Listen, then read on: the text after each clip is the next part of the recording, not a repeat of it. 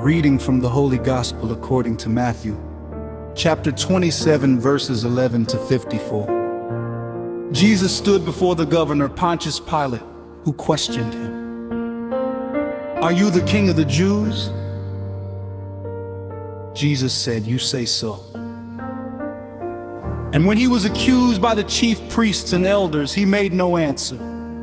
Then Pilate said to him, "Do you not hear how many things they are testifying against you?" But he did not answer him one word, so that the governor was greatly amazed.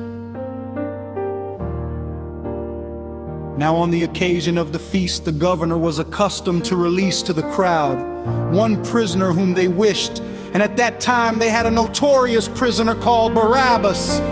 So when they had assembled, Pilate said to them, "Which one do you want me to release to you, Barabbas or Jesus called Christ?" For he knew that it was out of envy that they had handed him over. While he was still seated on the bench, his wife sent him a message: "Have nothing to do with that righteous man. I suffered much in a dream today because of him."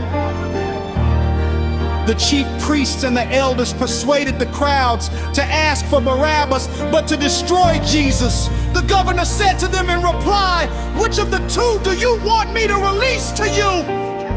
They answered, "Barabbas."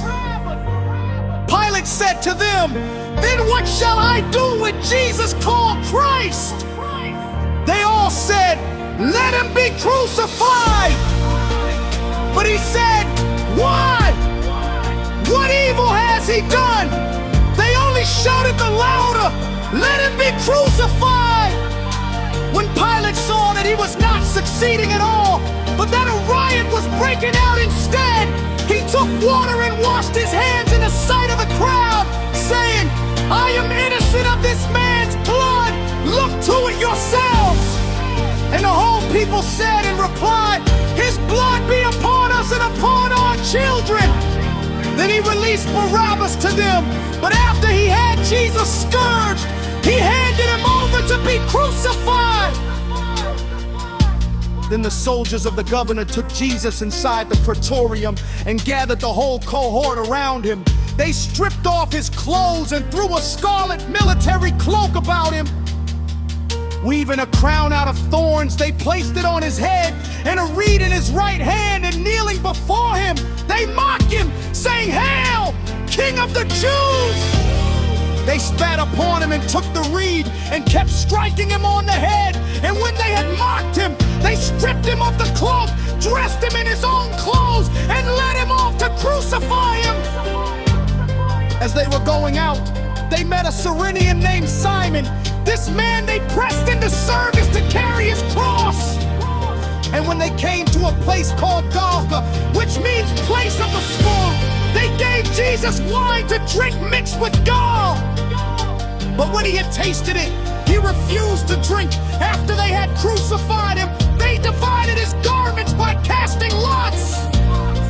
Then they sat down and kept watch over him there, and they placed over his head the written charge against him. "This is Jesus, the King of the Jews." Two revolutionaries were crucified with him, one on his right and the other on his left. Those passing by reviled him, shaking their heads and saying, "You who would destroy the temple and rebuild it in 3 days, save yourself. If you are the Son of God, and come down from the cross." Likewise, the chief priests with the scribes and elders mocked him and said, "He saved others. He cannot save himself. So he is the King of Israel. Let him come down from the cross now, and we will believe him." He trusted in God. Let him deliver him now if he wants him. For he said, "I am the Son of God." The revolutionaries who were crucified with him also kept abusing him in the same way. From noon onward, darkness came over the whole land until 3 in the afternoon. And about 3 o'clock, Jesus cried out in a loud voice,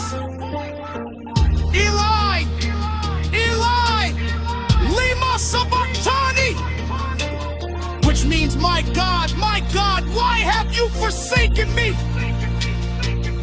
Some of the bystanders who heard it said, "This one is calling for Elijah." Immediately, one of them ran to get a sponge. He soaked it in wine and putting it on a reed, gave it to him to drink. But the rest said, "Wait, let us see if Elijah comes to save him." But Jesus cried out again in a loud voice and gave up his spirit. Here I'll kneel and pause for a short time. And behold, the veil of the sanctuary was torn in two from top to bottom. The earth quaked, rocks were split, tombs were opened, and the bodies of many saints who had fallen asleep were raised. And coming forth from their tombs after his resurrection, they entered the holy city and appeared to many.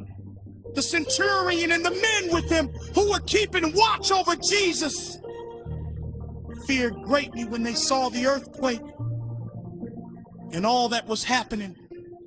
And they said, "Truly, this was the Son of God."